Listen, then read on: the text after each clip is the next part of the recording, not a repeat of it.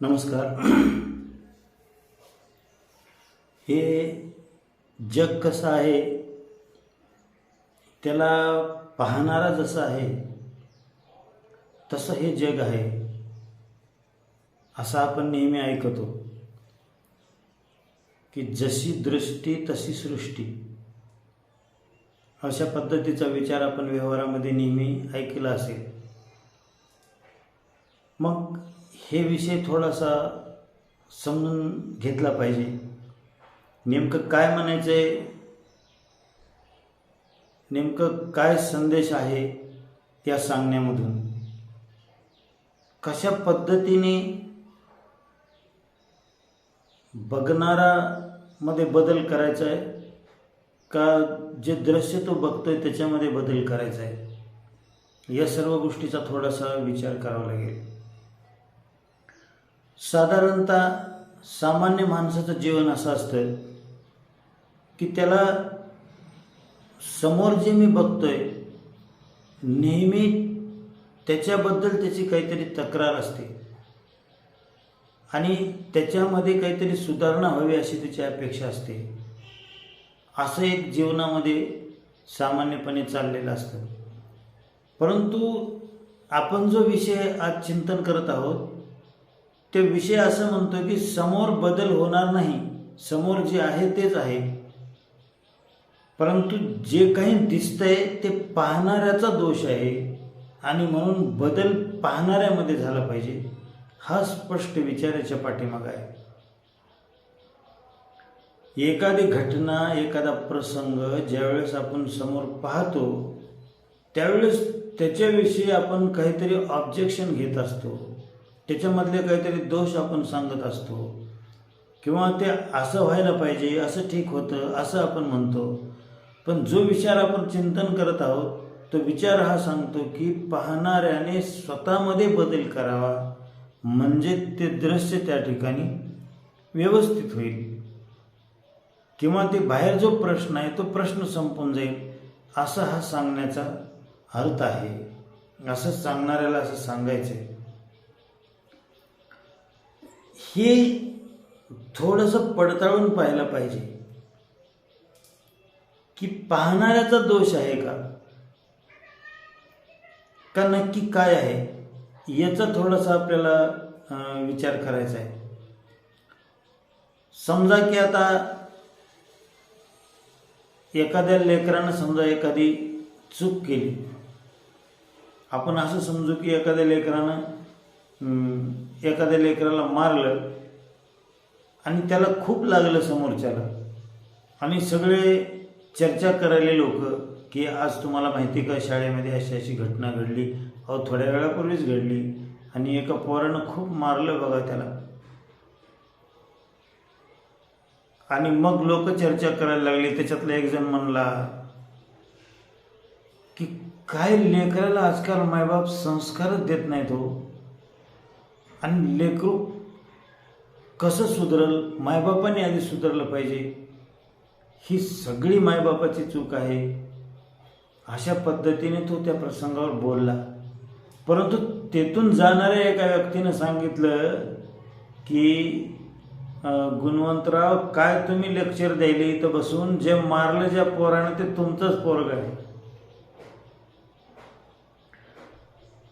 लगेच त्या व्यक्तीची भाषा बदलली. तो म्हणायला लागला की नाही समोरच्यानं काहीतरी केलंच असेल, त्याच्याशिवाय हे इतकं लेकरू रागामध्ये येईल का, इतक्या टोकापर्यंत जाईल का, त्या पोराचीच चूक असणार आहे, त्यानं ह्याला काहीतरी 4-2 दिवसापासून त्रास दिला असणार आहे, ते पोरगच बरोबर नसेल समोरचं.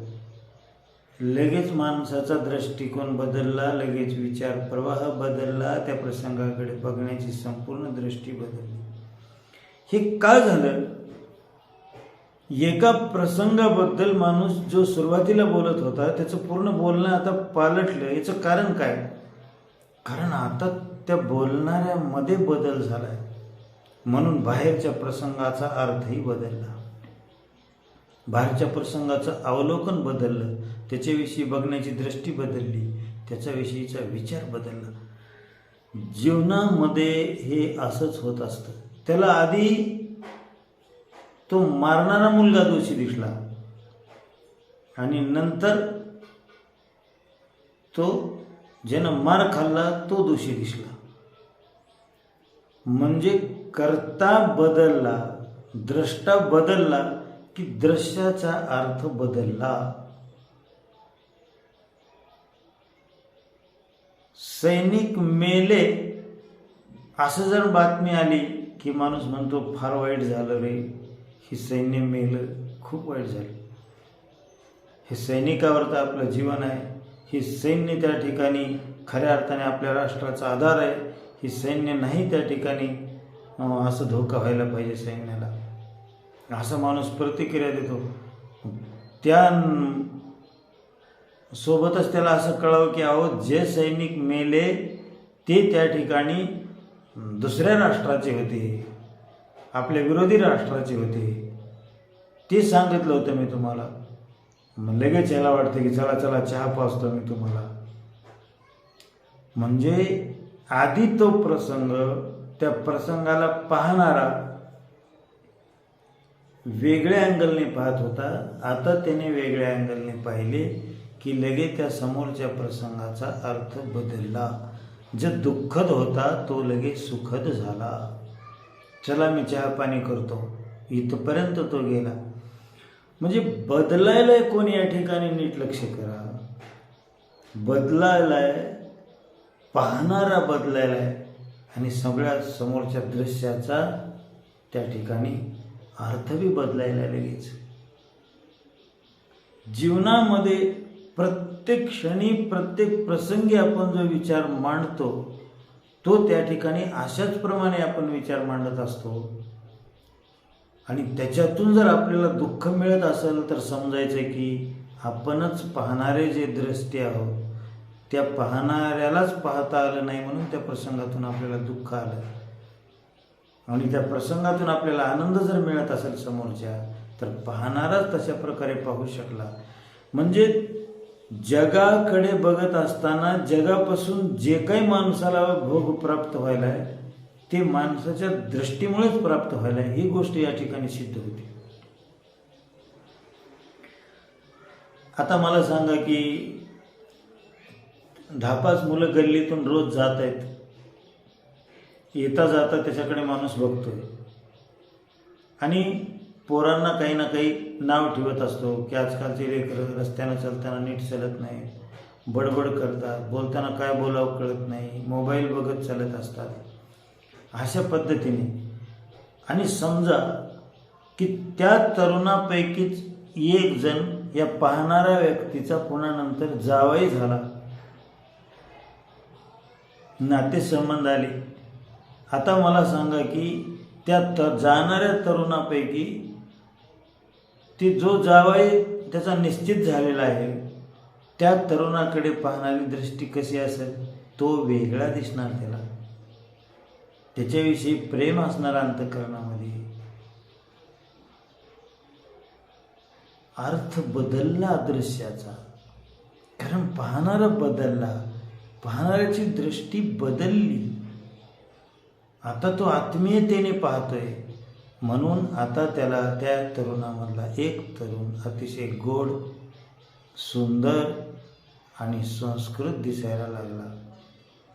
त्याचे गुण वर्णन करताना आता त्याची वाणी थकत नाही, कारण आता पाहणाऱ्यामध्ये बदल झाला. म्हणून समोरचं दृश्य तर तेच होतं. मुलगा काही तो बदलला नाही. एका दिवसात ह्याचा जावई होणार हे ठरल्यानंतर त्याच्यामध्ये काही देवत्व आलं नाही. तो जसा आधी होता तसाच आहे. म्हणजे दृश्य तसं आहे, फक्त पाहणारा द्रष्टा बदलला की ती सगळं अर्थ बदलला, सगळ्या प्रसंगाचा अर्थ बदलला. माणसाच्या जीवनामध्ये एवढी गोष्ट जर माणसाच्या लक्षामध्ये आली की मिळणाऱ्या सुख आणि दुःखाला, वाटणाऱ्या अनुकूल आणि प्रतिकूलतेला, सगळ्या गोष्टीला मी पाहणाराच जबाबदार आहे, हे रहस्य ज्यावेळेस माणसाच्या डोक्यामध्ये उतरल त्यावेळेस मात्र माणूस जगाला कोण्याच गोष्टीबद्दल दोष देणार नाही. फक्त स्वतःला पाहता येत नाही म्हणून हे दुःख आहे. ही गोष्ट माणसाच्या गळी त्यावेळेस उतरेल. जीवनाच्या सगळ्या प्रसंगाचा अशा पद्धतीने अर्थ बदलत असतो. आता मला माहिती आहे की एक परिचयातलाच माझा व्यक्ती आहे, तो त्या ठिकाणी नेहमी बसल्यानंतर हे पुढारी फार भ्रष्ट झालेले आहेत आणि ह्यांच्या भ्रष्टाचारमुळेच आज आपला देश या लेवलला गेलेला आहे, अशा गोष्टी तो त्या ठिकाणी बोलायचे. आणि एक दिवशी त्या ठिकाणी बोलता बोलता म्हणाले की खरंच मी तुम्हाला सांगतो, हे पुढारी लोक ही बरं का खरंच देव माणसं आहेत म्हणले. आता नेहमी या पुढाऱ्यांच्या विरोधामध्ये बोलणाऱ्या व्यक्तीच्या वेळेस अशा पद्धतीने बोलायला लागला तर मला नवल वाटलं. मी विचारलं, म्हणले कशाहून म्हणता तुम्ही की हे देव माणसं आहेत? नाही म्हणले, मी आत्ताच मला फोन आला म्हणले आपल्या मुलाचं फलाण्या ठिकाणी सिलेक्शन झालं आणि फलाण्या पुढाऱ्यांनी काम केलं, मला स्वतःहून फोन करून सांगितलं. अहो किती पुण्याचं काम केले त्यांनी. लगेच पुढारी देव माणूस दिसायला सुरू झाला. बाहेर बदल झाला का? बाहेर किंचित मात्र बदल झाला नाही. बदल झाला त्याच्या स्वतःमध्ये बदल झाला की आधी बाहेर राक्षस दिसत होता जो व्यक्ती, आज त्या ठिकाणी तो देव दिसायला लागला. सगळ्या जीवनातल्या ह्या सगळ्या गोष्टी ज्या माणूस मांडत असतो तो त्या ठिकाणी स्वतःच्या दृष्टीने बघत असतो आणि त्याच्याने जे अनुभव येईल तो त्या ठिकाणी नोंदवित असतो.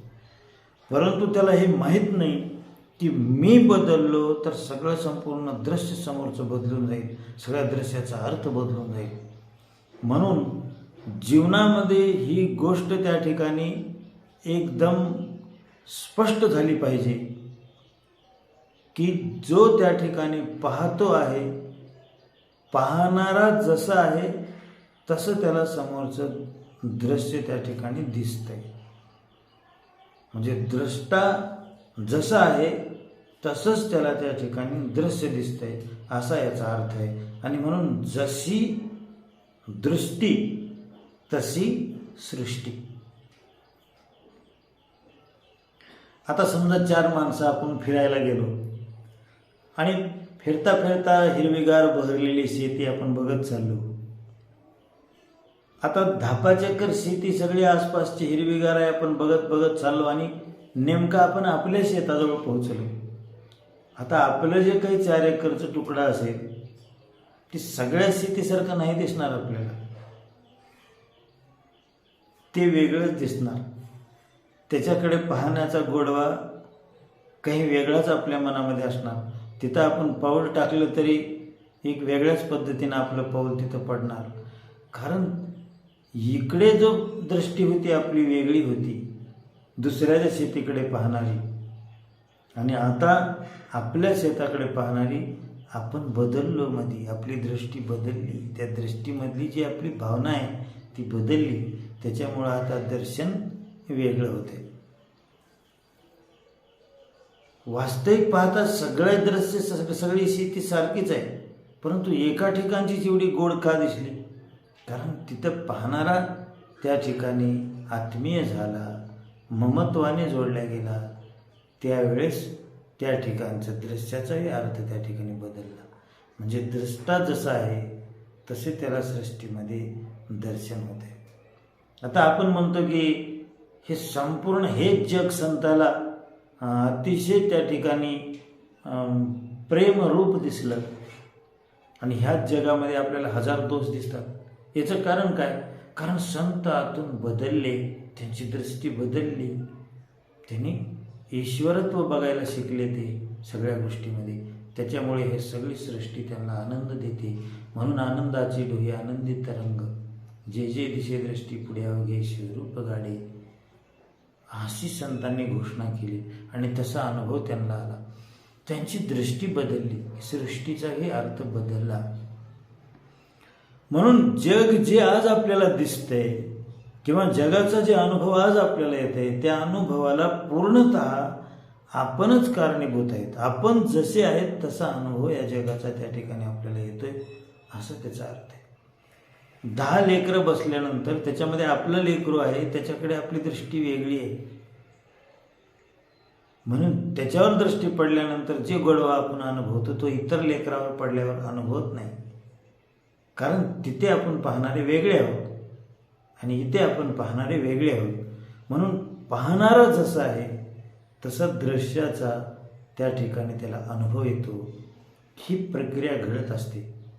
परंतु आपण जगाकडे पाहत असताना आपण नेहमी अशी तक्रार करतो, असे दोष आपल्याला दिसायला लागतात. कारण त्या ठिकाणी आपल्यामध्ये बदल होण्याची गरज आहे. सगळे दगडच आहेत, परंतु ज्याला मूर्तीचा आकार दिला त्याच्यामध्ये आपल्याला लगेच देवत्व दिसतं. याचं कारण काय? तो संस्कार आपल्यामध्ये आहे आणि त्या संस्कारातून आपली ती दृष्टी पडते, म्हणून तिथं देवत्व दिसते त्या दगडामध्ये. कुत्र्याला सगळे दगड सारखं दिसतात, त्याला असं वाटत नाही तर देव आहे, इथं न करायची गोष्ट काही करू नये, ही मंदिर आहे इथे काही करू नये. त्याच्यासाठी सगळे दगड सारखे आहेत, पण आपल्यासाठी नाहीत सगळे दगड सारखे. कारण आपल्यामधला संस्कार दृष्टी ज्यावेळेस पडते त्यावेळेस आपल्याला भावपूर्ण अंतःकरण होतं आपलं आणि एक देवत्वाचे अनुभव आपल्याला येतो, एक पावित्र्याचा, एक मांगल्याचा अनुभव आपल्याला येतो.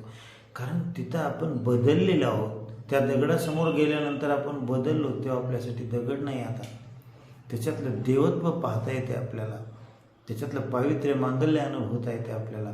कारण तिथं अनुभवणारा बदलला.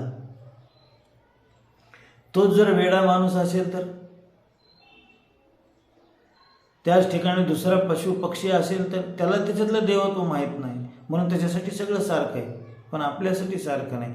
म्हणून बाहेर जो अनुभव येतो त्याला पाहणाराच कारणीभूत आहे, पाहणाराच बदलला आणि म्हणून त्या दृश्याचा अर्थही बदलला.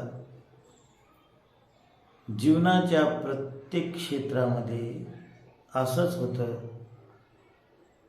मी ऐकलं की एके ठिकाणी सून ज्यावेळेस सासू शेजारच्या स्त्रीसोबत बोलत होती त्यावेळेस ती सून ऐकते. ती सासू असं सांगत असते, स्वतःच्या लेकीची स्तुती करत असते आणि स्वतःच्या जावयाची, की देवासारखा जावई मला मिळाला, साधा चहा सुद्धा माझ्या मुलीला सोडून तो पेत नाही, असं तिची सासू स्वतःच्या मुलीचं तोंड भरून कौतुक करत होती. फिरायला घेऊन जातो, जेवतात दोघं सोबत. मग त्या सुनेला असं वाटलं की आपल्या सासूबाईला खूप आवडतं असं सोबत जेवणं, चहा पिणं, फिरायला जाणं. ती संध्याकाळी आल्यानंतर पतीला म्हणते की आपण फिरायला जाऊ सोबत, आज आपण सोबत जेवण करू, चहासुद्धा सोबत पिऊ. आणि त्यांचा तो कार्यक्रम सोबत चालला. मग ज्यावेळेस त्या सासूनं बघितलं की आपलं लेकरू तर पूर्ण बिघडलं, सुनेच्या तालावर नाचताय वगैरे वगैरे, आणि ती लगेच तिनं शेजारीला गाठलं, माझं नशीब फुटलं, माझं वाटोळं झालं, घरामध्ये अशी मुलगी आली तशी आली, हे कसे वागायले तसे वागायले.